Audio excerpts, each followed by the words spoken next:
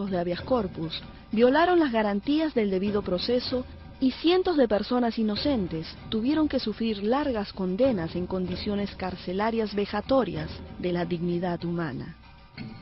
La CBR señala que la falta de coraje cívico para la investigación, persecución, captura, enjuiciamiento y condena de los responsables de las violaciones de derechos humanos constituyó el rasgo fundamental que caracterizó la actuación de la Administración de Justicia durante los años del conflicto armado interno. La impunidad alcanzó su máxima expresión con las leyes de amnistía, las cuales cerraron toda posibilidad de investigación y sanción a los presuntos responsables de graves crímenes y violaciones de derechos humanos perpetrados por agentes del Estado desde mayo de 1980 hasta junio de 1995. Estas normas implicaron la interrupción de procesos en curso y la liberación de todos los procesados o condenados por violaciones de derechos humanos. Es así que en noviembre del 2000 no había ningún agente estatal detenido por violaciones de esta naturaleza. La CBR debe indicar que durante el conflicto armado interno, el Ministerio Público, salvo honrosas excepciones, abdicó su función de controlar el estricto respeto a los derechos humanos que debía observarse en las detenciones, y se mostró insensible a los pedidos de los familiares de las víctimas. Más aún, omitió su deber de denunciar crímenes, investigó sin energía, realizó trabajos forenses muy deficientes y coadyuvó a la situación de descontrol e impunidad. Durante la dictadura fujimorista, la obsecuencia del Ministerio Público ha comprobado que el Estado descuidó desde décadas el sistema educativo. Cuando se inició el conflicto armado interno, el sistema se encontraba en un proceso de crisis económica y académica. Entre muchos maestros y estudiantes universitarios, se volvió sentido común el cumplimiento fatal de la historia a través de la confrontación. El predominio de pedagogías tradicionales autoritarias le permitió al Partido Comunista del Perú, Sendero Luminoso, instrumentalizar el sistema educativo para sus fines. Recae sobre el Estado la responsabilidad de haber abandonado la educación pública, no solo en el plano presupuestal, sino también en el de las ideas y los valores, y permitir que el deterioro se acentuara durante los años del conflicto armado interno. Muchas universidades resultaron afectadas por la estrategia contrasubversiva de desapariciones forzadas, y muchas también por la destrucción de su infraestructura. Comunidades enteras de maestros y estudiantes, especialmente de provincias, fueron amedrentadas y/o estigmatizadas. Además, durante la década de 1990, el régimen autoritario instaló bases militares en varias universidades. La CBR repudia los crímenes cometidos durante el conflicto contra estudiantes, profesores y trabajadores de universidades. Condena especialmente las matanzas de más de 100 estudiantes de la Universidad Nacional del Centro y de 8 estudiantes y un profesor de la Universidad Nacional de la Cantuta. La CBR ha constatado que durante el conflicto armado interno ocurrieron actos de heroísmo y ejemplos de cumplimiento del deber por parte de policías y militares que arriesgaron o dieron su vida en la lucha contra la subversión. Reconoce la valerosa, esforzada y sacrificada labor que los miembros de las fuerzas policiales y fuerzas armadas realizaron durante los años de violencia y rinde su más sentido homenaje a quienes perdieron la vida o quedaron discapacitados en cumplimiento de su deber. Entre 1980 y el año 2000 murieron 1.674 miembros de las fuerzas del orden, en actos de servicio en zonas de emergencia o en combates contra elementos subversivos. Esta cifra equivale al 7% del total de víctimas fatales reportadas a la CBR. Adicionalmente, 1.698 miembros de las fuerzas del orden quedaron heridos o inválidos a consecuencia de los combates o los ataques perpetrados por los elementos subversivos. La CBR señala que las fuerzas de la policía tuvieron que responder a la agresión del Partido Comunista del Perú, Sendero Luminoso, y del MRTA, en condiciones logísticas precarias y sin entrenamiento adecuado. Al inicio del conflicto armado interno, las limitaciones de los servicios de inteligencia policiales no permitieron tener una visión adecuada de lo que acontecía. Se menospreció la magnitud del fenómeno en curso y se mantuvo la práctica de enviar elementos no idóneos a zonas de conflictos como forma de castigo. A ello se sumó tanto la descoordinación entre los institutos policiales como la corrupción en altos oficiales y en unidades estratégicas. Concluye que la lucha contra la subversión reforzó en miembros de la policía prácticas autoritarias y represivas preexistentes. Agentes de la policía perpetraron ejecuciones extrajudiciales, desapariciones forzadas, torturas, violaciones sexuales contra mujeres y otros tratos crueles, inhumanos y degradantes.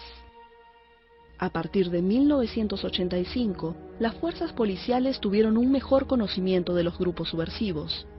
Su trabajo de inteligencia operativa logró las impecables capturas de sus principales dirigentes, realizando un aporte fundamental para la derrota de la subversión y el terrorismo.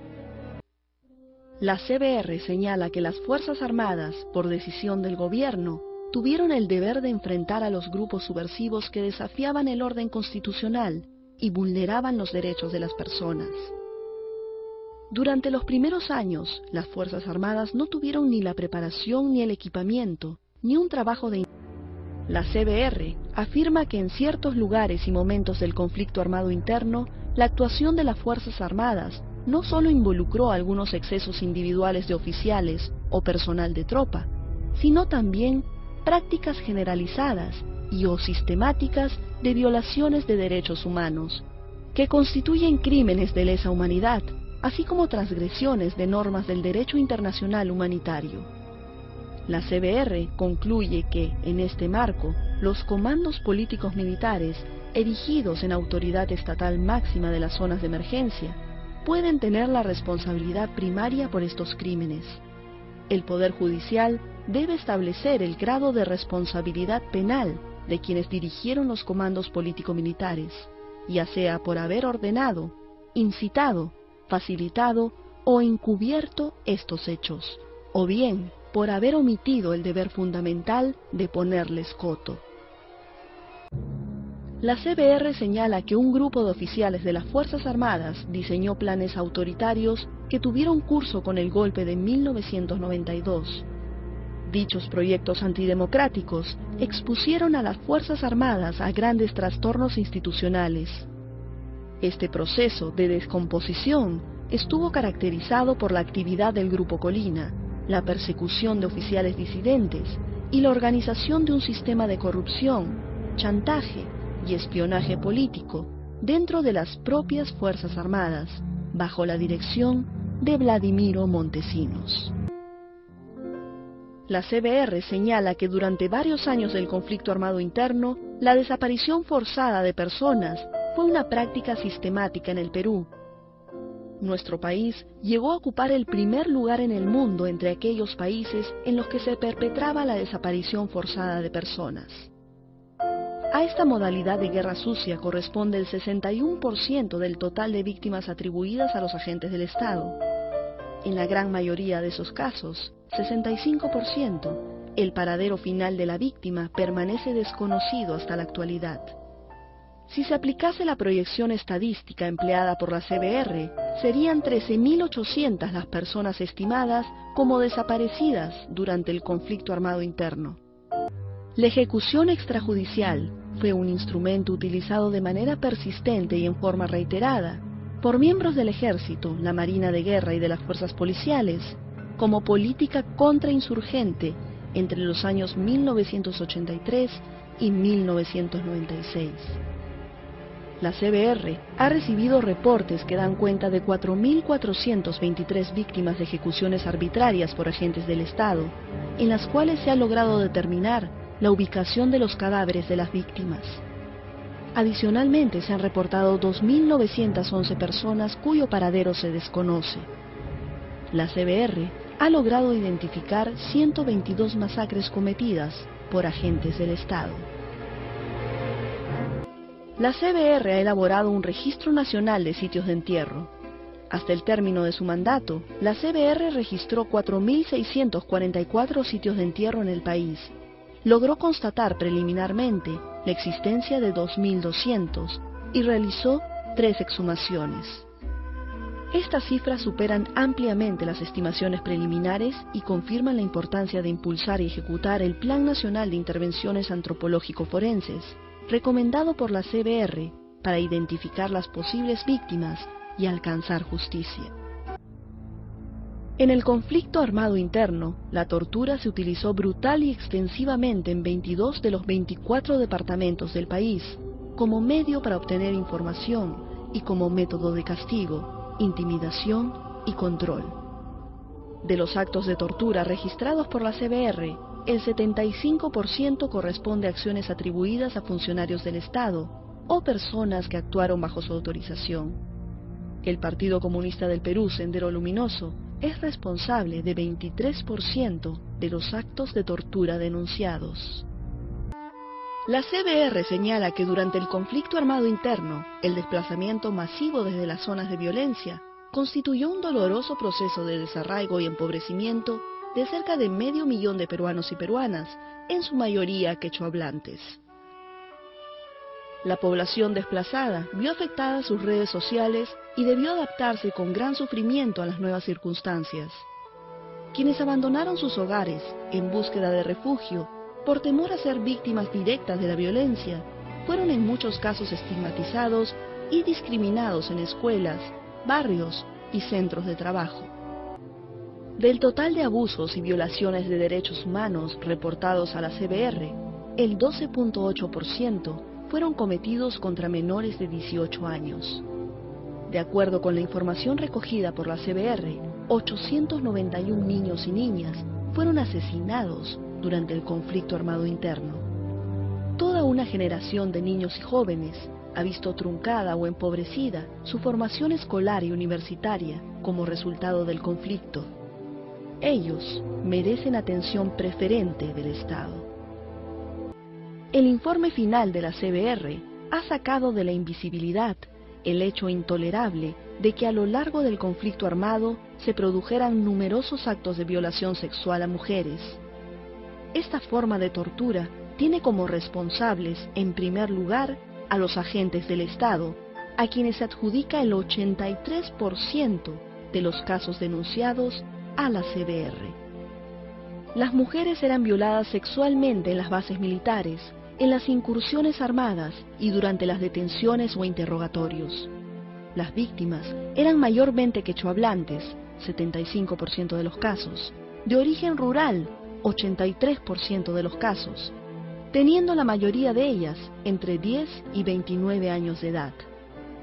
Los grupos subversivos son responsables del 11% de casos de violación sexual denunciados a la CBR.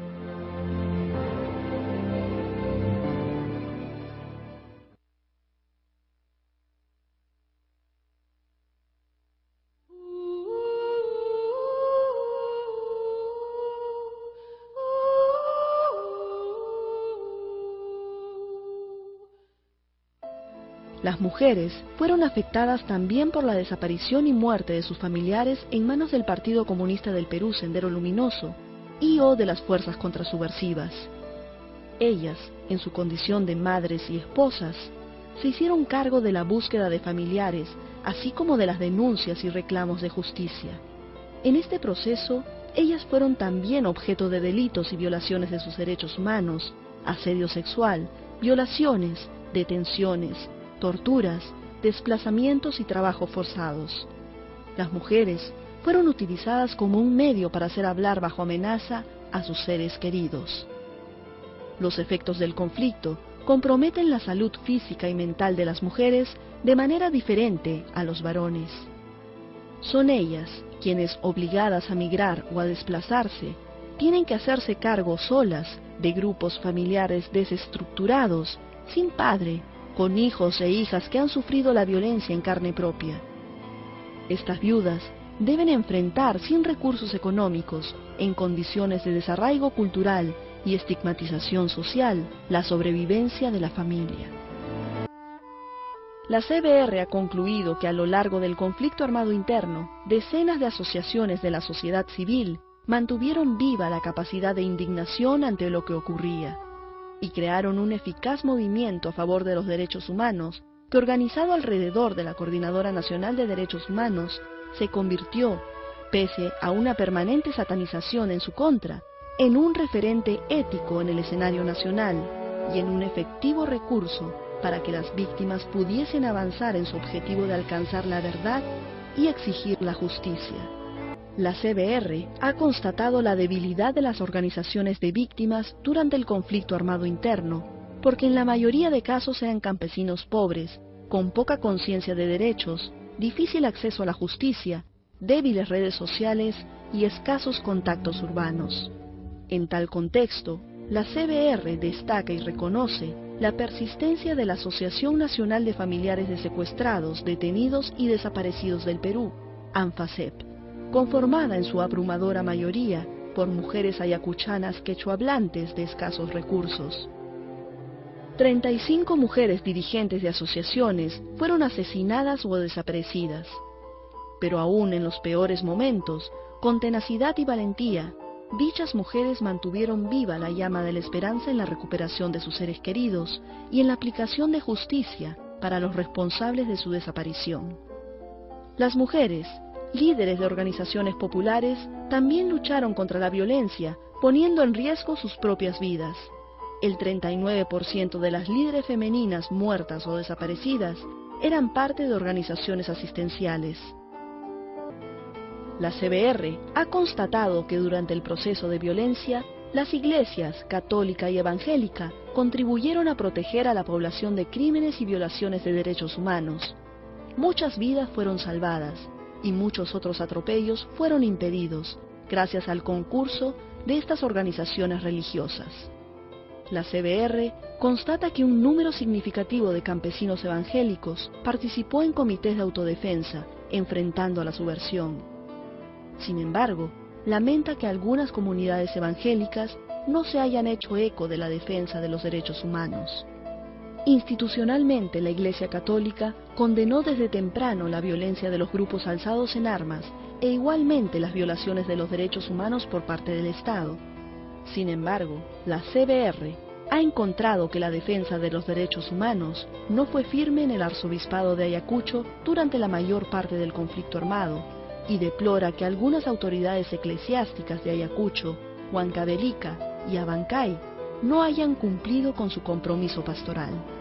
La CBR rinde homenaje a sacerdotes, religiosos y religiosas, fieles católicos y evangélicos que pagaron con su vida su labor pastoral durante el conflicto armado interno. La CBR constata que a lo largo del conflicto armado interno, los medios de comunicación jugaron un papel muy importante. Durante esos años hubo un valiente trabajo de denuncia e investigación periodística que en algunos casos, como el de la masacre de la Cantuta, resultaron indispensables para esclarecer crímenes atroces. Muchas veces los periodistas arriesgaron la vida y desgraciadamente en varias ocasiones la perdieron. La CBR rinde homenaje a los periodistas asesinados durante el conflicto armado interno y hace mención particular de los mártires de Ushurajay, primeros periodistas caídos en el cumplimiento de su deber. La CBR hace notar que el conflicto armado interno provocó la masiva destrucción de la infraestructura productiva y de bienes públicos y privados, así como la pérdida de capital social y oportunidades económicas. Áreas sembradas y viviendas fueron arrasadas tanto por el Partido Comunista del Perú, Sendero Luminoso, como por miembros de las fuerzas del orden. El saqueo, el robo y la destrucción de bienes trajo un mayor empobrecimiento y consecuencias graves para muchas familias que tuvieron que enfrentar la pérdida total o parcial de su patrimonio. No es casualidad que 4 de los departamentos más afectados por el conflicto, Ayacucho, Huancavelica, Apurímac y Huánuco, se encuentren entre los 5 más pobres del Perú. La violencia destruyó y desorganizó la vida social local, produjo un profundo debilitamiento de la sociedad civil, de los partidos políticos y de los sectores más marginados y necesitados de inclusión y expansión de la ciudadanía. La CBR estima que si bien pudo alegarse ignorancia o incomprensión en los primeros años del conflicto, hoy ya no es posible. Resulta indispensable reparar, en la medida de lo posible, los gravísimos daños que se han ocasionado. Una parte esencial del proceso de reparación es la justicia. La reparación implica revertir el clima de indiferencia y restablecer las relaciones dañadas entre los ciudadanos y el Estado. En su informe final, La CBR presenta al país un plan integral de reparaciones para ser financiado por el Estado, donde pone énfasis en las reparaciones simbólicas, el rescate de la memoria y la dignificación de las víctimas, la atención a la educación y a la salud mental, y las reparaciones económicas individuales y colectivas. La CBR propone que el gran horizonte de la reconciliación nacional es el de la ciudadanía plena para todos los peruanos y peruanas. La CBR interpreta la reconciliación como un nuevo pacto fundacional entre el Estado y la sociedad, y entre los miembros de la sociedad. La CBR entiende que la meta general de la reconciliación es la edificación de un país que se reconozca positivamente como multiétnico, pluricultural y multilingüe. Tal reconocimiento es la base para la superación de las prácticas de discriminación que subyacen a las múltiples discordias de nuestra historia republicana.